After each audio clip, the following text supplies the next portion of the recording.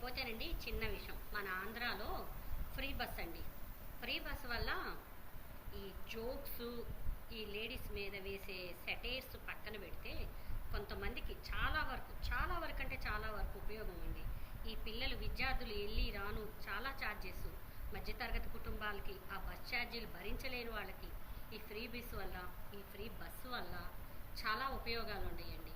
రోజు early morning ఉదయాన్నే పల్లెటూరు నుంచి కూరగాయలు, పాలు లేడీస్ తెచ్చి ఇక్కడ టౌన్లో అమ్ముకుంటూ ఉంటారు కదా, వాళ్ళకి కూడా ఈ ఫ్రీ బస్ వల్ల చాలా ఉపయోగాలండి.